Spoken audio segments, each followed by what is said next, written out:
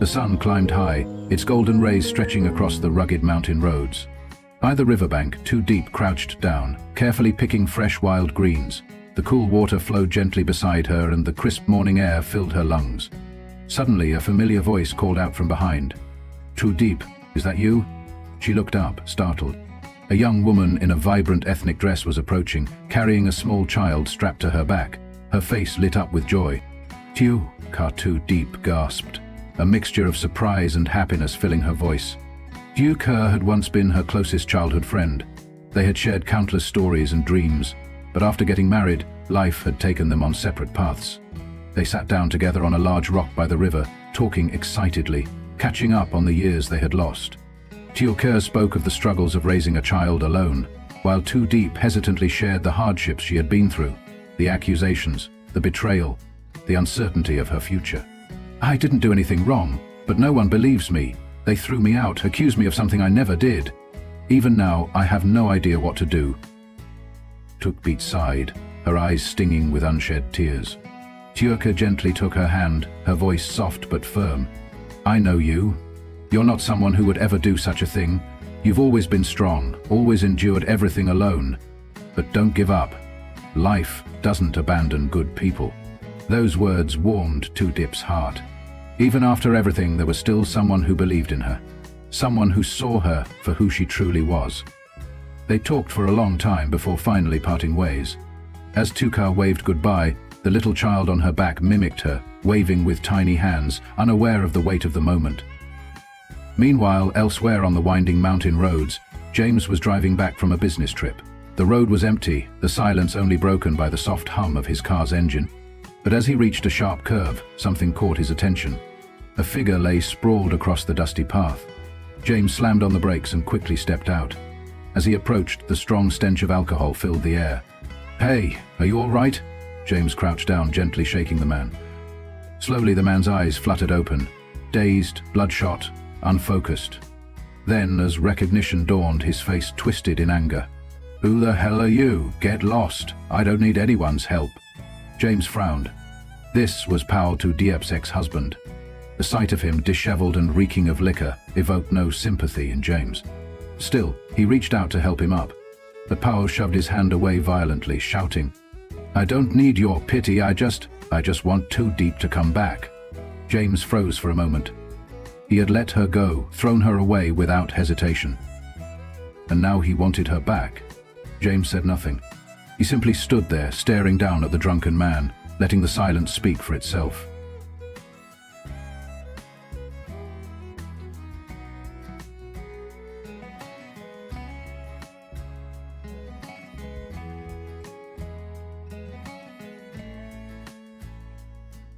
Inside the simple wooden house, a heavy tension filled the air. May sat silently on the old chair, her gaze fixed on the door, her mind restless. Suddenly the door swung open. Two police officers stepped inside, their expressions serious. One of them spoke firmly. We're here to inform you of an important update regarding the missing land title. At those words, both May and Ly immediately straightened up, their eyes filled with anticipation. After a thorough investigation, we have confirmed that the real culprit is Ly's second wife. She has been arrested and is currently in custody for further questioning. The words struck like lightning. May's eyes widened in shock, her body stiffening, her hands trembling as if struggling to grasp the reality of the situation. Ly, on the other hand, stared blankly at the officers, unable to process what he had just heard. Linda? That's impossible. She wouldn't do that, he stammered, his voice losing its usual confidence. One of the officers nodded and continued. She stole the land title and attempted to pawn it. However, her actions were discovered before she could complete the deal. We are finalizing the case files now. May sat frozen. The woman she had defended, the one she had welcomed as her true daughter-in-law, had betrayed the family. And worst of all, she had condemned the wrong person. Her mind replayed the countless times she had berated Tu Diep, her cruel words, her harsh punishments, her absolute certainty that Tu Diep was the thief. A deep, unfamiliar feeling rose inside her. Regret. So, Tu Diep? She was innocent all along? Her voice wavered, her gaze distant. Ly clenched his fists. Memories crashed down on him. Every moment he had turned his back on Tu Diep. The insults, the slaps, the blind accusations. All because of a lie. I was wrong, he murmured, his eyes stinging with remorse. Beimei took a deep breath, her voice laced with guilt. Pao, we need to find her. I have done too much wrong, we have to apologize. Pao looked up at his mother, his mind clouded with turmoil. It was probably too late. But even so, he had to see her, had to look her in the eyes and beg for forgiveness. Without another word, mother and son stepped out of the house, following the dusty road leading into the forest, the only place where they could find the daughter-in-law they had once abandoned.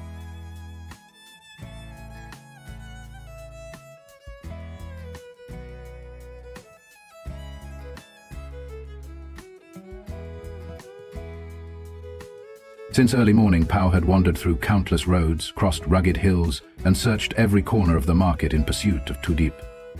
Regret filled his heart, but so did fear. Would she even consider forgiving him? Hours passed, his legs ached with exhaustion, yet he refused to give up. As twilight settled, he finally stopped by a small stream, a place where Tu Diep often came to gather vegetables. In the dimming light of the evening, his breath caught as he spotted a familiar, slender figure. There she was, bent over, carefully picking fresh greens, completely unaware of his presence. Pao froze in place. She looked so fragile in her faded clothes, yet there was an undeniable resilience in her movements. She had once been his wife, the woman he had failed to cherish. And now, no matter how deep his remorse ran, time could not be reversed. Taking a deep breath, he stepped forward. Tu Diep. She flinched at the sound of his voice. Her hand trembled slightly before she slowly straightened up. The moment she saw Pao, she lowered her gaze, a flicker of surprise flashing across her face before it was replaced by cold indifference. Why are you here? Her voice was calm, but there was an unmistakable distance in her tone. Pao's chest tightened. He hesitated for only a moment before suddenly falling to his knees before her. I was wrong. Tu Diep, I was terribly wrong. Please, forgive me. Tu Diep's body stiffened in shock. This was Pao, the man who had once tormented her, insulted her, cast her out with no remorse. And now he was kneeling before her, begging for her forgiveness. Her lips curled into a bitter smile. Do you think an apology can erase all the pain I endured? Her voice was sharp, cutting through the air like a blade. Pao lowered his head further, his voice hoarse. I know I can't change the past, but I swear, I regret everything. I was a fool. I didn't realize what I had until I lost you. Tu Diep let out a quiet, humorless laugh. Pao, there was a time when I longed for this apology. Her eyes turned distant as she looked away, her voice softer now, but devoid of warmth. But that time has passed. Your words mean nothing to me anymore. She turned away, staring into the distance, saying nothing more. Pao felt his heart sink. He could see it in her posture, in the way she refused to meet his gaze. There was no more room for him in her world. He had lost her forever. With no words left to say, he slowly got to his feet and walked away. As his figure disappeared into the fading light, Tu Diep felt a faint pang of something, perhaps regret. But she closed her eyes, inhaled deeply, and reminded herself, I must live a new life, a happy life.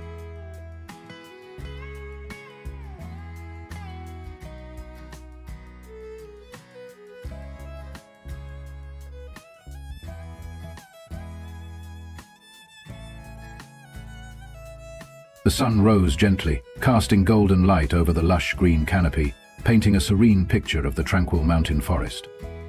Tu Diep adjusted the small basket strapped to her back, taking steady steps along the familiar dirt path leading into the forest. Like every other day, she was heading out to gather wild greens to sell, earning just enough to sustain herself. Dew still clung to the leaves, dampening her slender fingers as she picked. She let out a quiet sigh, her gaze drifting toward the distant horizon. Life was far from easy, but at least she had learned to face it with quiet resilience. Once she had collected enough, she made her way back along the well-worn trail. Her footsteps were light, brushing against the tall grass that lined the path. Along the way, she managed to sell her entire harvest to a kind villager. Up ahead, a crystal-clear stream meandered between smooth, weathered stones, glistening under the midday sun. The heat of the day had intensified, beads of sweat forming along her forehead, clinging to the loose strands of hair around her face. As she reached the small stream, she slowed her steps, glancing down at her dirt-streaked clothing after another long, tiring day. She frowned slightly, then made up her mind. Setting her basket down on a large rock, she untied the scarf from her head, allowing her long, dark hair, tousled by the wind, to spill freely down her back. She dipped her hands into the cool water, feeling its crisp purity against her skin. Without hesitation, Tu Diep stepped into the stream, letting the water swirl around her legs, washing away the dust and fatigue clinging to her body. A shiver ran through her at the initial chill, but soon a deep sense of relief settled over her. Closing her eyes, she allowed herself to fully embrace the rare moment of peace. Under the golden sunlight, she became part of the landscape, a small, delicate figure immersed in the flowing water, exuding a quiet freedom and grace.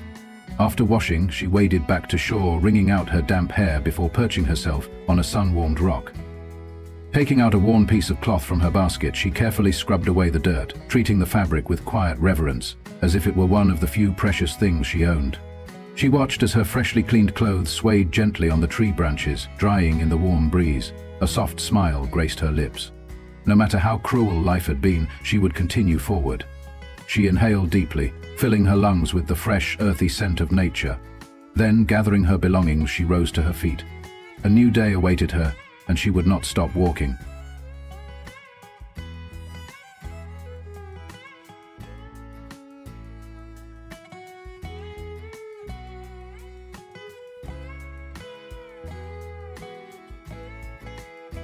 After bathing and changing into clean clothes, Tu Diep continued her journey. Though her body felt refreshed, her heart was still heavy with worries about her future. Today she had made a decision. She would go into town to find a job. She couldn't keep wandering forever. She needed stable work, something that would allow her to survive without relying on anyone else. As she stepped onto a small street, her eyes caught sight of a large recruitment sign in bold red letters. Hiring workers, high salary. She hesitated for a moment before gathering her courage and stepping inside. Inside the factory, a long line of young women stood waiting for their turn to be interviewed. Tu Diep moved closer, listening to the hushed conversations around her. "I really hope I get hired. I heard the pay is really good." "Yeah, but they only pick people who are skilled and look presentable." That last comment made Tu Diep instinctively lower her gaze, glancing at herself. She was dressed simply in worn-out clothes that had faded from too many washes. Her long hair was still slightly damp from her bath in the stream. Looking around, she noticed the other girls, well-dressed, neatly groomed, some even wearing light makeup. She bit her lip and clenched the fabric of her sleeve. "I only need a job. Why does appearance matter?" When it was finally her turn, she stepped forward to the interview table. The man behind it barely glanced at her before flipping through some papers. "You're here to apply." His voice was flat, indifferent. "Yes, I can do any type of work," she replied softly. The man eyed her from head to toe, his expression unreadable. "We need workers who are quick and hard-working, but you don't seem to have any experience in factory work, and besides, the way you're dressed." He trailed off, but Tu Diep knew exactly what he meant. Behind her, soft chuckles broke out. Some of the other girls whispered among themselves, their eyes flickering toward her with amusement. A few exchanged smug glances. Tu Diep clenched her fists. A familiar sting of humiliation settled in her chest. Just as she was about to turn away, a deep, commanding voice cut through the room. "She's hired." Silence fell. All eyes turned toward the entrance. James stood there, his sharp gaze locked onto the interviewer. "Assign her a job," he ordered coolly. The hiring manager immediately nodded, his previous arrogance vanishing in an instant. Tu Diep stared at James in shock, her emotions swirling with confusion and disbelief. How long had he been standing there? And more importantly, why was he helping her?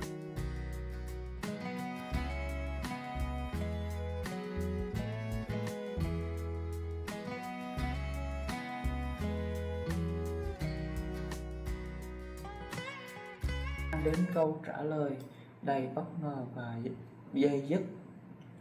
Buổi sáng tại trang trại nhỏ, Diệp thức dậy sớm hơn thường lệ. Cô đứng bên khung cửa sổ cũ kỹ, nhìn ra khu vườn rau xanh mướt đầy dần nảy mầm, lòng chợt dần lên cảm giác bình yên hiếm hoi. Nhưng sự bình yên ấy nhanh chóng bị xáo trộn khi cô nhìn thấy dáng người đàn ông với nụ cười ấm áp đã làm trái tim cô rung động.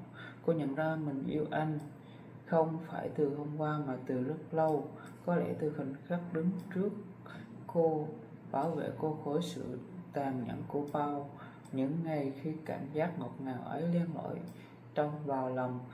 Nỗi tự ti lại trỗi dậy như một con sóng dữ. Mình là ai mà dám yêu anh ấy? Một người phụ nữ nghèo khổ, từng bị chồng bỏ rơi, không cha không mẹ. Mình không xứng đáng. Cô tự nhủ, đôi mắt mờ đi vì những giọt nước mắt kìm nén. Diệp